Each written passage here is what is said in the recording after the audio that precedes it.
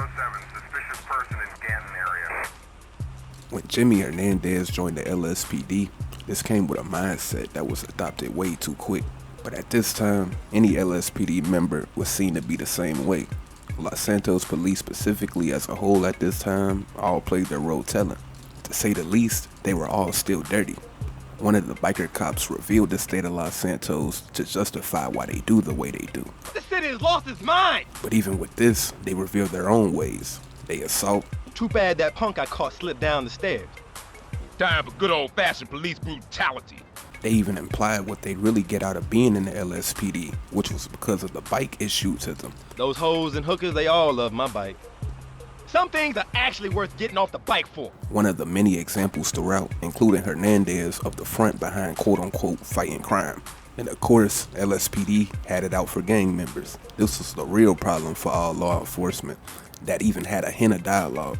How they talk about gangs though, again, would be an overall thing that's understood within the force from what's shown. You home-wrecking gangster. Got you now, you gang-banging piece of shit. I got a homeboy in my sight. Oh, you're one of them gangbangers, huh? So with that, for Hernandez, things would of course start off pretty basic as far as his duties went. Basically the things shown with the regular cops, nothing different at all. But he would want to join Crash, adopting the mindset fully.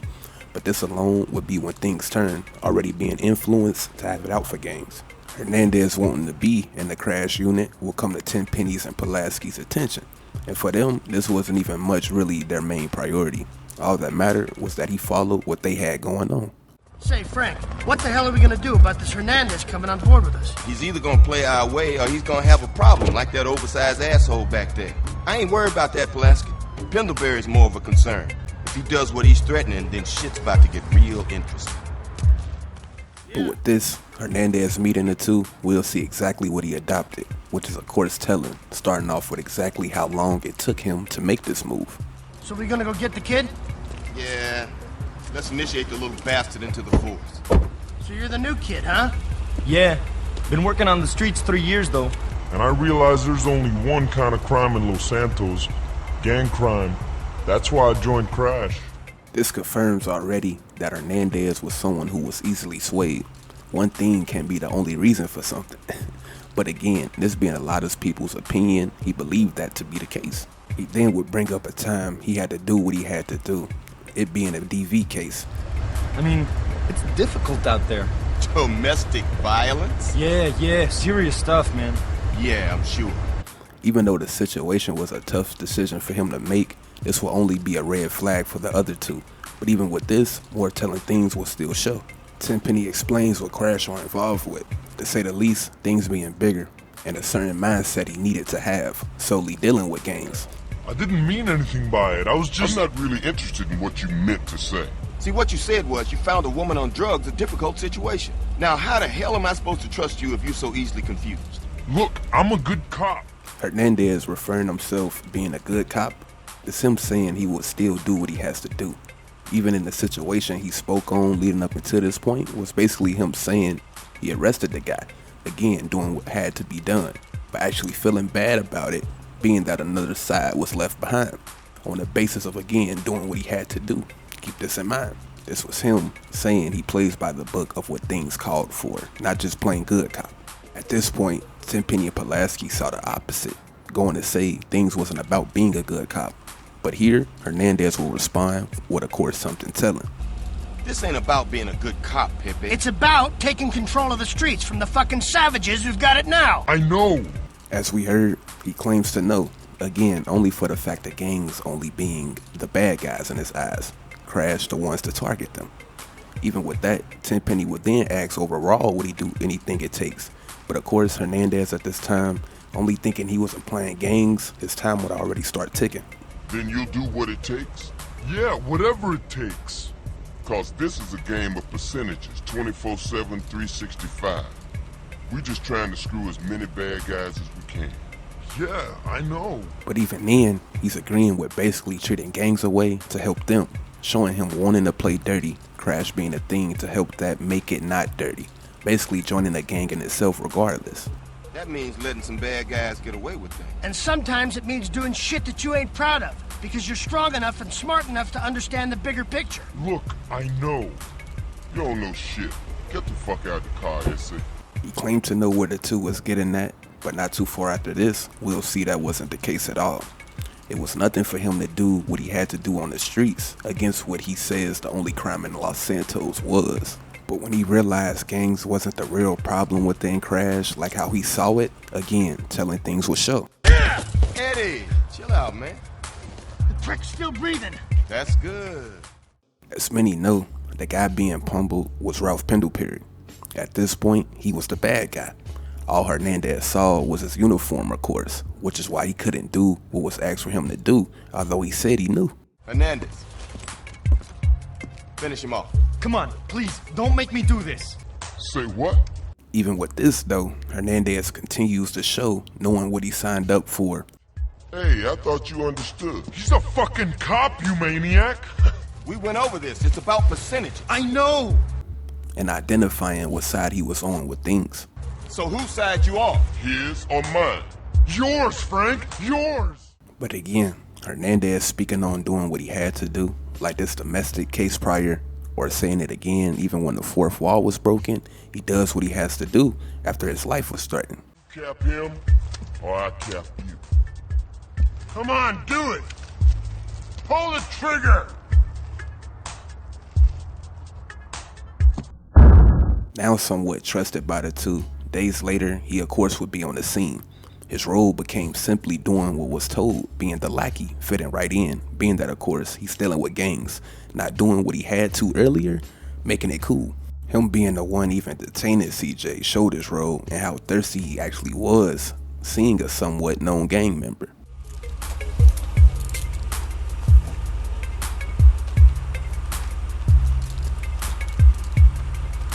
I'll take that, Hernandez. Tenpenny even was seen giving him the ropes, making an example out of him. CJ, as many know, was given what would happen to him if he doesn't play nice, which was being responsible for Ralph's death. Keep in mind, he didn't even know if he would pick Grove Street back up. But again, this was what Crash got up to. Tenpenny again even went to say to Hernandez, this is how you deal with these type of people. Officer Pendelbury's down.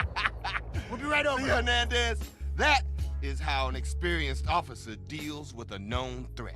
How you doing on the Fetty? I'm kinda short, you know. Crash took what I came with. Already? Shit, them boys on the game.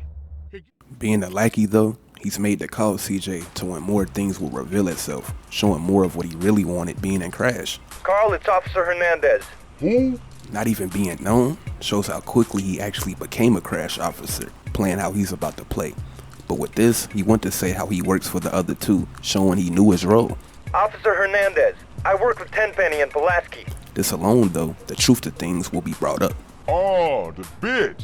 What the hell you want? Hey, show me some respect, boy. Wanting respect is even telling, especially for the fact we didn't see that when he jumped into Crash. Saying that to say, of course he was looking for that as well with Tenpenny and Pulaski. But actually wanting it from CJ, a gang member, also showed in a way that he was looking to have certain power for himself, while still his role didn't call for that.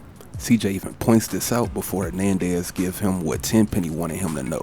Go fuck yourself, you just a bitch. You watch your tone, boy. Even going to say how the three were watching him.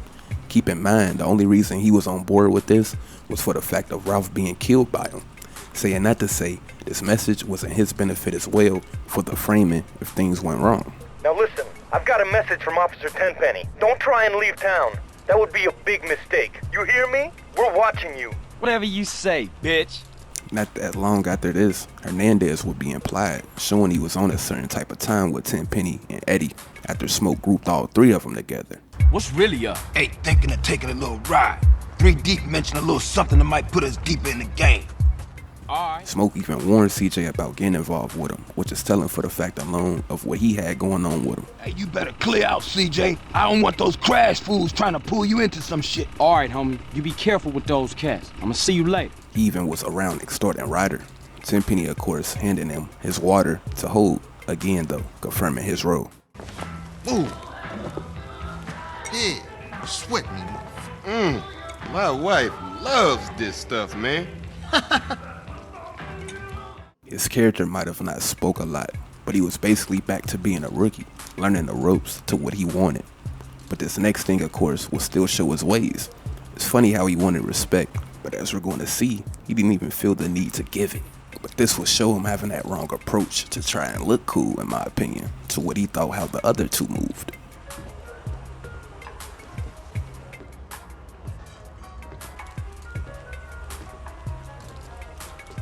Move over, let him sit down, asshole. If a guy like Tenpenny had the respect, or at least the decency to let CJ sit down, even with the disdain of his kind. Another gang-banging, cop-killing bitch just like you. We don't like him, and he don't like us. Again, Hernandez was trying to just get cool points at this point. But his role being what it was, it would never see it happen, no matter what he did. Down the line, the 3XL and CJ couldn't even pee without his neck getting breathed on. Hey Hernandez, you gonna piss all day?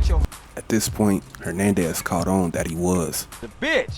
And, to say the least, that he was. They bitch. That fast. Nothing was seen to be on him. But his moves became getting away from Eddie and Frank. He wouldn't even be around from this point forward that much. But we will see what was going on regarding him still having to play lackey. Where's Hernandez with that fucking meat? He's been gone too long, Tenpenny. Taking long to come back showed him kinda already being over it. But finally, even though things was what it's about to be, he still played his role at this point. Being out of still trying to look good for the two, along with playing out survival. But he already would be solved through. Our boy's done good. No!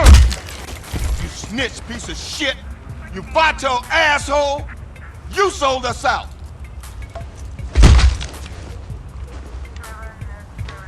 Time to dig, Carl. And like that, it was over for him. He came into Crash revealing he was willing to do what things called for, even if he felt the way.